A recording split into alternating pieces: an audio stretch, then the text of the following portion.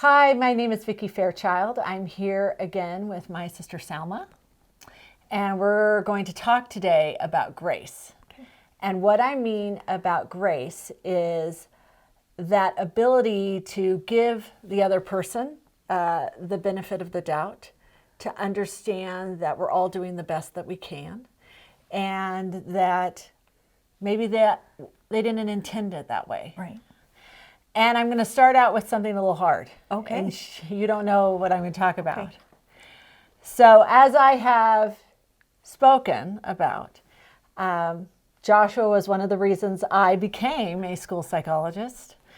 And I loved my job. Yeah. I loved my job. And I especially loved working with the kids in room 20, who were very similar to his age level and grade level and functioning level, okay? And I don't know if we've really talked about this before. So when Joshua was 22, he died. Yeah. Unexpectedly. Yes, he did. Okay. Yeah. And as beautiful of an experience we had with his funeral and healing, when I got back to work, I really couldn't do my job. And I don't think I was a very good school psychologist with my favorite little room for about a year. I had a hard time even going into the classroom because every time I went into the classroom, it was painful for me. Now I still had to do the meetings and the assessments, but I was kind of checked out. I understand that completely. And Mark and I talked about it because he understood how hard it was for me to return to my job. Right. Now, the parents I was working with, some of them were aware what I was going through and some of them were not. And they experienced a very different school psychologist at their meetings. And I felt bad about it, but I just couldn't do it. I couldn't go there emotionally. I couldn't do it. It was very, very hard for me to actually like my job. As we healed from that tragic, sudden experience of losing our little Joshua boy. And it caused me to think a lot about how going into a meeting, we don't know what's going on with other people sitting around the table. And so many times we walk into situations and we don't know. And how important it is for educators to give themselves some grace, because sometimes we make mistakes, but also parents to really give themselves a break. It's okay. You know, there's times you're going to yell at your kid, even though you know he doesn't understand. There are times you're not going to be as patient. There are times that you wish you look back and you might have some regrets, but to realize you're doing the best you can. Right. So in thinking about the concept of grace, of just, we're all going through things other people don't understand, I'm just curious as to what things come up for you. Well, even raising Joshua, I mean, I still had other challenges in my life. Right. So some of those were hidden, but he was my obvious challenge. Right. Well, not always, because if he was having a calm day, he could shock people all of a sudden if he went into pretty bad behavior. Right. Yeah. So I really depended every day on people's grace and people's kindness and people's understanding to even be able to go to the store. Right. Because going to the store was placing yourself in a vulnerable state. It was. Because he might throw the bread. And he would. But I learned some things. And so it was so important for you that people give you that kindness and that understanding. Yeah. Now, thinking about as a parent, we all have those moments when we don't respond as we wish we Right. could have responded. Yeah. How did you learn to give yourself grace with that?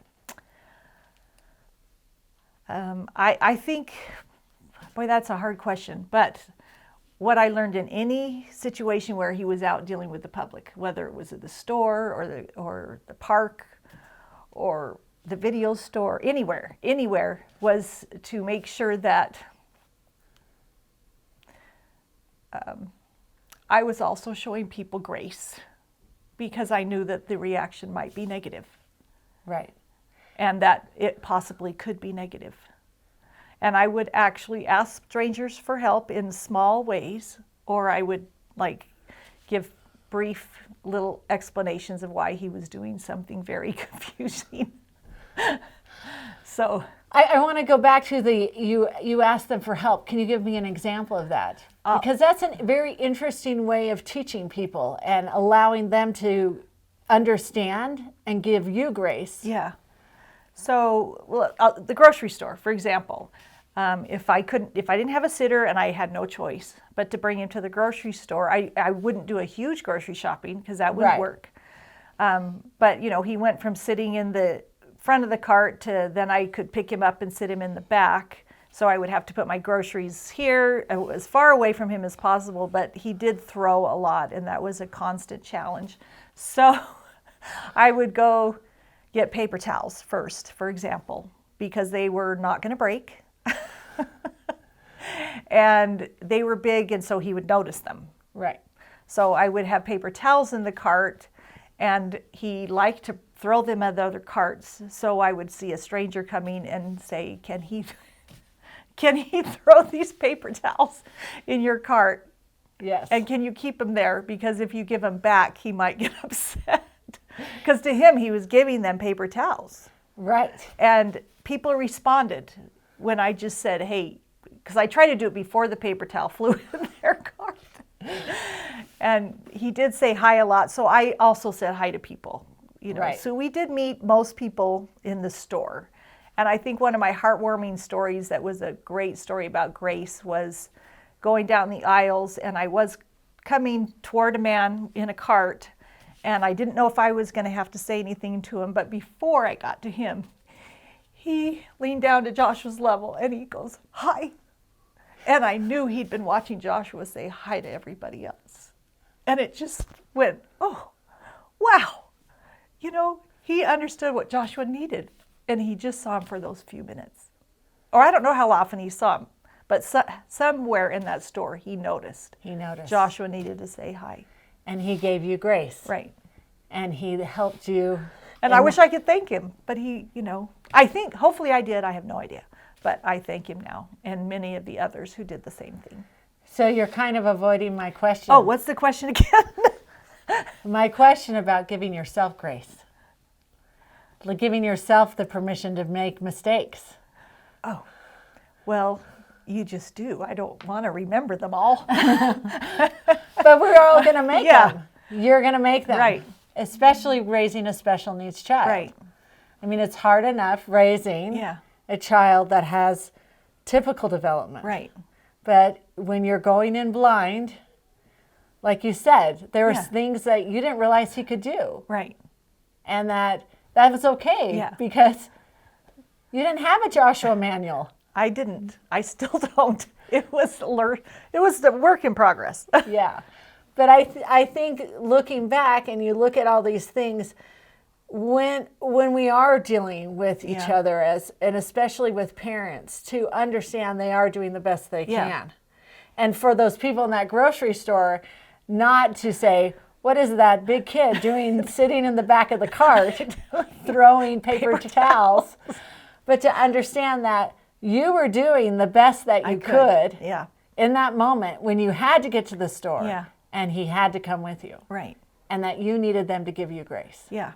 And if they didn't, I learned that I gave grace anyway.